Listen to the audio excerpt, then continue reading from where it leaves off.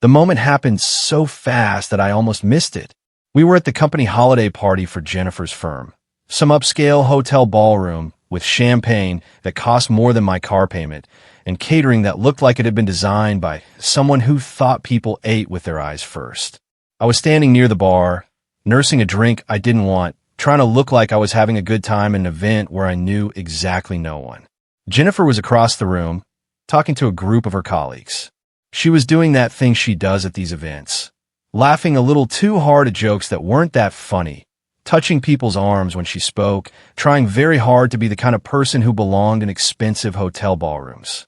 One of her coworkers, a woman I'd never met, which meant she was probably someone important, turned to Jennifer and said something I couldn't hear. Jennifer laughed and replied, and then the coworker said, "Oh my God, your boyfriend sounds amazing. Is he here tonight?" Jennifer went very still.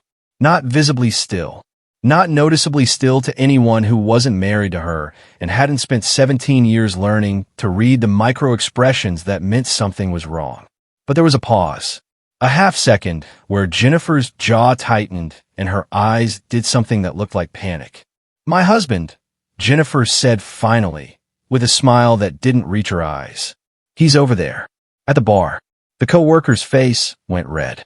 She started apologizing immediately, saying she'd misunderstood, saying she was so sorry, saying something about how Jennifer never talked about her personal life, so she must have gotten confused. Jennifer waved her off with a laugh that sounded genuine, but wasn't. And she did that thing she does when she's uncomfortable. She touched her necklace, the one I'd given her for our 10th anniversary, and she looked away. The coworker left, still apologizing. Jennifer didn't look at me. She stayed across the room with her colleagues, and she laughed and talked and pretended that nothing had happened. And I stood at the bar, holding a drink I didn't want, and I thought about the fact that my wife, who I'd been married to for 17 years, apparently never mentioned me to her coworkers. Not as her husband. Not at all. She called me her boyfriend, and even that was wrong, because apparently that didn't exist in her work life either. I need to explain something about Jennifer before I go further. Jennifer is not a bad person. She's not mean or cruel or deliberately unkind. She's just very, very good at compartmentalizing. Jennifer has her work life and her home life, and they don't touch. At work, she's Jennifer the executive. She's sharp and professional and doesn't talk about personal things. At home, she's Jennifer the wife. She's warm and present and does all the things that wives do in marriages that are supposed to be good. The problem is, she's so committed to keeping those two worlds separate that sometimes I wonder if she actually knows I'm real at home either. We got married young. Too young, probably, though we didn't know it at the time. Jennifer was 24. I was 26. She was working her way up at a financial firm, and I was trying to figure out what I wanted to do with my life. I was drawn to her because she seemed to know exactly who she was and where she was going. I was drawn to her because being with her made me feel like I was also someone going somewhere. We bought a house. We decorated it. We had the kind of marriage that looked good to outsiders. We had wine nights with other couples who were also married and successful. We went on vacations to places that were supposed to be relaxing, but always felt like work. We had sex on Saturday mornings because that's when it fit into our schedule. But somewhere along the way, I stopped knowing if I actually loved Jennifer or if I just loved the idea of being married to Jennifer. Somewhere along the way, Jennifer stopped asking me about my day. I stopped asking about hers. We started existing in parallel rather than together. The house became less like a place where two people lived and more like a place where two people happened to sleep. 17 years of this. 17 years of a marriage that was perfectly serviceable and completely hollow. And now, apparently, I didn't even exist in her professional life. We didn't talk about it at the party. Jennifer had too much work to do, socially speaking, and I'm not the kind of person who causes a scene. We drove home in her car. She drives, she prefers to drive, she likes to be in control. And we sat in silence that felt different from our usual silence. This silence had weight. When we got home, I said, "That was weird." Jennifer went to the kitchen and poured herself a glass of water. She drank it slowly, like she was considering her response. "Your coworker," I said. "She called me your boyfriend." "I know." "Did she?" Jennifer set down her glass. Did she what? Did she actually think you had a boyfriend? Or did you tell her that? Jennifer's face did that thing again, that tightening around the eyes that meant I'd said something wrong. I didn't tell her anything, Jennifer said. We don't talk about personal things at work. We talk about projects and deadlines and quarterly reports. I don't know why she would have thought I had a boyfriend, but she did think that. She mentioned it specifically. People assume things, James. It's not a big deal. It is a big deal. It's a big deal that your coworkers don't know you're married. It's a big deal that the most basic fact about your life, that you have a husband, apparently doesn't exist in your professional sphere. Jennifer picked up her glass again, though it was empty. I like to keep my work and personal life separate. But other people don't do that. Other people mention their spouses. They have photos on their desks. They talk about their lives. You just don't. Some people don't. Some people are private. You're not private, Jennifer. You're secretive. There's a difference. She set down the glass and walked out of the kitchen. I heard her go upstairs. I heard her bedroom door close, not slam, but close with the kind of firmness that meant she wasn't interested in continuing this conversation. I sat in the kitchen in the dark and thought about the fact that I'd just been angry at my wife in a way that I hadn't been in years. Anger meant I cared. Anger meant something about this actually mattered to me. It was both a relief and terrifying. The next morning, I did something I'm not proud of. I went into Jennifer's office, which is also in our house, this room upstairs that she uses when she works from home, and I looked through her desk. I found the employee directory. I looked through the photos of her colleagues. I looked for the woman from the party, trying to match faces to the memory of who had said the words about the boyfriend. I found her. Michelle. She was Jennifer's direct report. They worked together every day. I felt ridiculous doing this. I felt like I was spying on my own wife. But I also felt like I had to understand something about what was happening in this marriage that I suddenly realized I didn't understand at all. I found Jennifer's phone. She leaves it on the kitchen counter, and I knew her password because she'd given it to me years ago when we said we'd have nothing to hide from each other. I scrolled through her text messages. Nothing unusual. Texts from Michelle were professional. Can you review this report? And running late to the meeting, and great feedback on that presentation. There was nothing there. Nothing that explained why Jennifer apparently existed as an entirely different person at work. I felt guilty closing her phone. I felt like a bad person. But I also felt like I was missing something important about who my wife actually was. That evening, I said, "Tell me about your day." Jennifer looked up from her laptop. "It was fine." "What?" "Just tell me. Tell me about work. Tell me what you did." She hesitated. She's not used to me asking questions. I had 3 meetings. Michelle and I worked on the Henderson account. There was an issue with the quarterly projections. "Tell me more about Michelle." "What do you mean?" "You work with her every day. What's she like? What do you two talk about?" Jennifer set down her laptop. "Why are you asking me this?" "Because I realized I don't know anything about your life. I don't know your colleagues. I don't know what you actually do all day. I don't even know if you think about me at work, or if I just completely cease to exist in that part of your life." Jennifer was quiet for a long time. Then she said, "You don't cease to exist." "Apparently I do. Apparently I don't exist so much that your coworker doesn't even know I'm married to you. I like to keep my work and personal life separate. You've said that, but I don't believe it anymore. I think you don't mention me because I'm not part of the Jennifer you're trying to be at work. I think you've convinced yourself that I don't matter to your professional life, so you just erased me. And that's fine. That's your choice. But it's also the choice to have a marriage that's only a marriage in the legal and physical sense. Everything else is just parallel lives." Jennifer didn't argue. She just closed her laptop and went to bed. Something shifted after that night.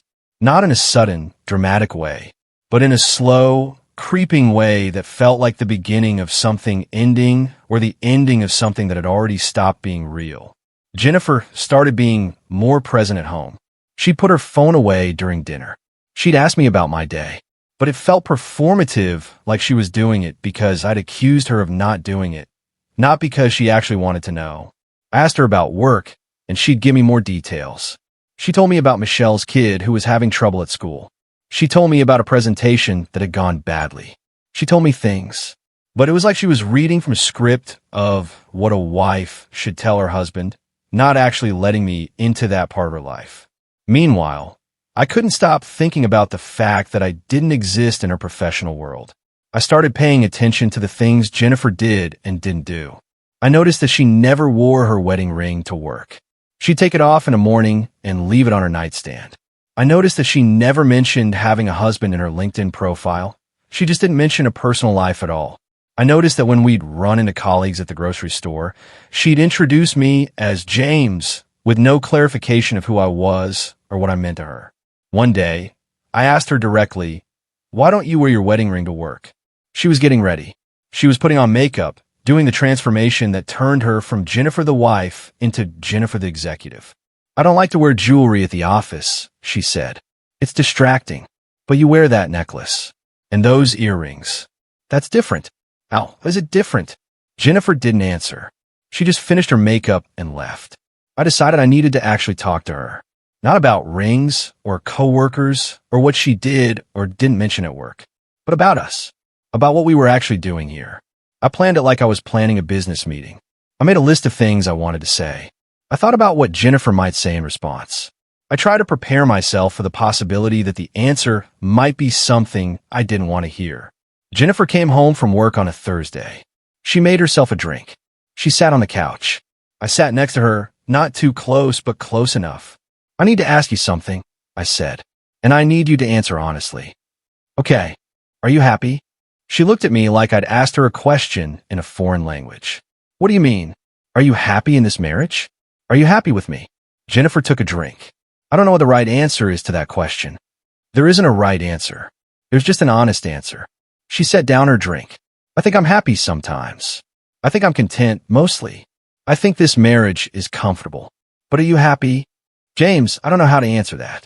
I don't know if anyone is actually happy in long-term marriages. I think happiness might be unrealistic. That's not an answer. That's an avoidance." Jennifer got up. She walked to the window. She looked out at the street like the answer might be out there somewhere. "I don't think I know how to be married to you," she finally said. "I don't think I know how to blend my two lives. And when I try, it feels like I'm betraying one part of myself or the other. So I stopped trying. I kept them completely separate. And for a long time, that worked because you didn't ask questions. And now I'm asking questions. Yes. So what do we do?" Jennifer turned to look at me. "I don't know." After that conversation, things got worse before they got better. Or maybe they just got more honest. Jennifer started talking about work, but differently. She'd tell me things about Michelle and the other people in her office. But she'd do it in this detached way, like she was recounting things that had happened to someone else. I'd ask her what she was feeling about something, and she'd give me facts instead of emotions.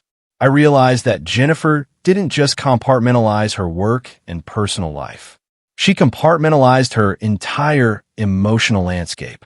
She had Jennifer the professional who was competent and controlled. She had Jennifer the wife who was pleasant and present. And somewhere inside, there was probably a real Jennifer, but I wasn't sure either of us knew who that was anymore. One night I said, "I don't think we're happy." Jennifer didn't argue. "Probably not. Do you want to try to be? Do you want to try to actually build a marriage instead of just maintaining one?" "I don't know if I know how to do that." "Neither do I, but we could try." Jennifer looked at me, and there was something sad in her expression. "Do you want to try? Or do you feel like you have to try because that's what you're supposed to do in marriage?" That was a good question. I sat with it for a long time. "I don't know."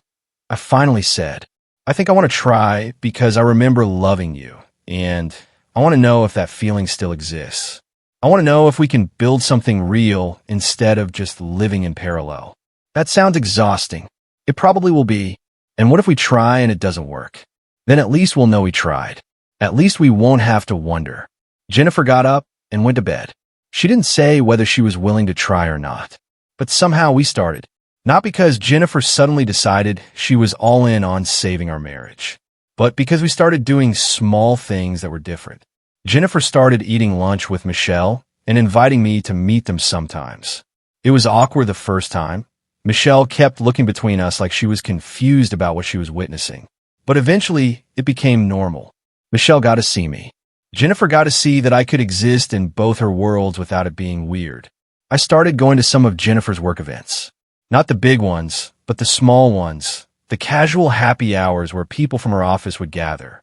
I'd stand there and listen to her talk about work, and I'd see the parts of her that I didn't see at home. I'd see her humor. I'd see her competence.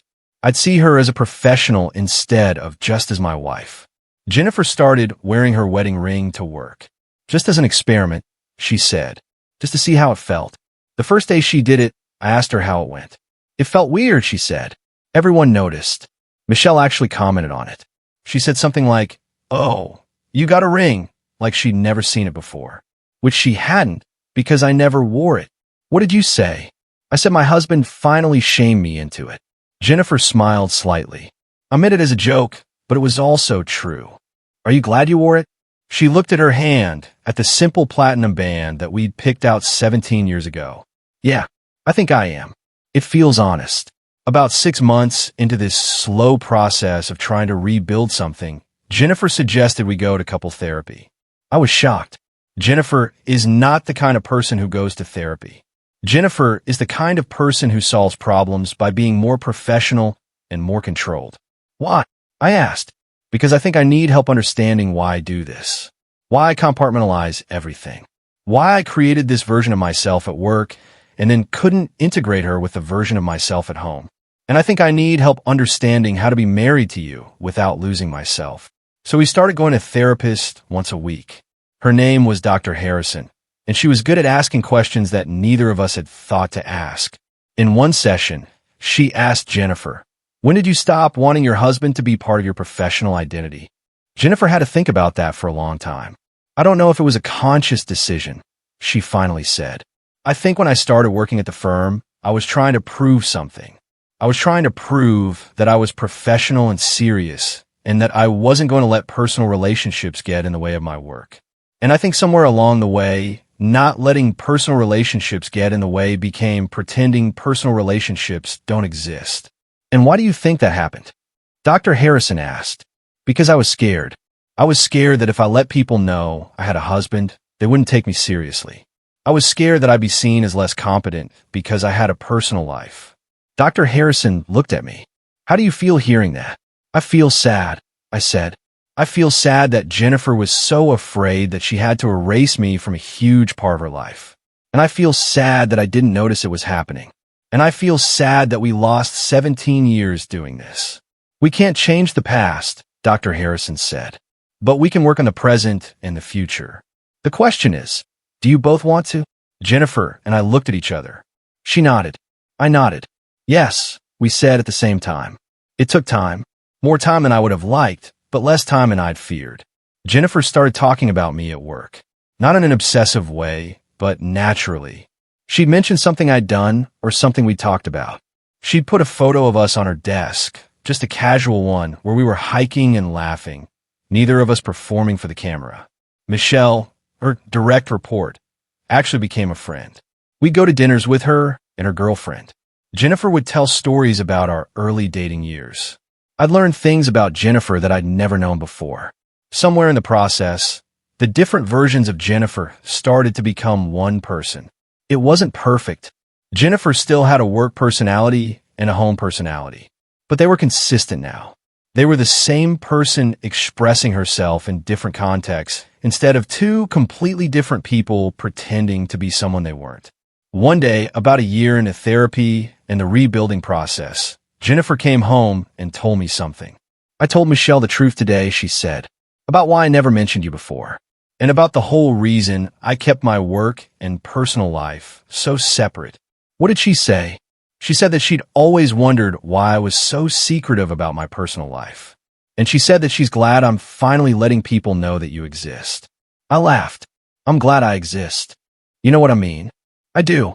And I'm glad you finally let me exist in your professional world." Jennifer smiled. It was a real smile, not a performed one. "I'm glad too. Here's what I've learned from all of this. I've learned that you can be married to someone and still not really know them. You can share a bed and a house and a legal document and still be living completely separate lives. I've learned that compartmentalization is a form of disconnection, and you can do it so slowly that you don't realize until years have passed that you're barely touching anymore. I've learned that sometimes the thing that breaks your marriage is not something dramatic.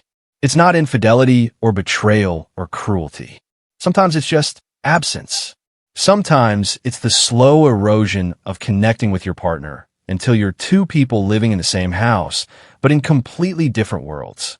I've learned that fixing a marriage like that is harder than ending one. It's so much easier to leave than to stay and actually try to build something real. It's so much easier to give up than to sit across from someone and say, I think we're missing something and I want to try to find it. I've learned that being married is not the same as being committed to being married. Being married is a legal status. Being committed to being married is a daily choice to show up and be honest and let your partner actually know you. I've learned that the woman I married 17 years ago is someone I didn't actually know very well. But I've also learned that the woman I'm married to now, the one who let me into her professional world, the one who asked for help, the one who sat in therapy and admitted her fears, is someone I'm learning to love in a way that's deeper and more real than anything I felt before. Jennifer got promoted. She's now a senior vice president at her firm, and she did it without erasing me. She did it while mentioning me to colleagues. She did it while wearing her wedding ring. She did it while being honest about who she is. We still go to therapy. Not every week anymore, but twice a month just to check in. Dr. Harrison says we're in a good place. She says that we've done the work that matters. The work of actually showing up for each other and being honest about who we are and what we need. The marriage is different now. It's harder in some ways. We can't hide from each other anymore, which means we can't avoid real conflict. But it's also better. It's more real. It's more honest. It's the kind of marriage where I actually know my wife, and she actually knows me. We were at another company party last month. A different one from Jennifer's new team. Everyone kept coming up to me and saying things like, "Oh, you're Jennifer's husband. She talks about you all the time." And instead of feeling like I was being acknowledged as an afterthought, it felt like I was being acknowledged as someone who mattered to her. At one point, Jennifer introduced me to someone as my husband, James. Not like she was performing it, just like it was a fact. Like it was the simplest and most natural thing to say. After the party in the car on the way home, Jennifer took my hand. "That went well," she said. "It did. I was thinking about that first party. The one where Michelle called you my boyfriend. Yeah, that was the beginning of everything changing. And I hated it at the time. I was so angry and defensive about the whole thing. But I think it was actually the best thing that could have happened to us." I squeezed her hand. "Why do you think that?" "Because it forced me to realize that I was living a lie. And that maybe the lie was worse than whatever I was afraid of. That maybe the truth, that I have a husband, that I have a personal life, that I'm a whole person who can't be split into work Jennifer and home Jennifer. Maybe that's actually better." "It is better," I said. And it was. It still is. Last week, Jennifer was at work, and she overheard someone in the next office talking about their boyfriend. Jennifer made some comment about it, and Michelle, who was sitting nearby, laughed and said, "Remember when you had a boyfriend?" Jennifer looked confused for a second, and then she remembered, and she laughed. "That feels like a different lifetime," Jennifer said. "It was. You were a completely different person. Not completely different. Just less honest." Michelle smiled. "Yeah, definitely less honest." That night, I asked Jennifer about it. She told me what they'd been talking about. "Do you ever wish you could go back to how it was?" I asked.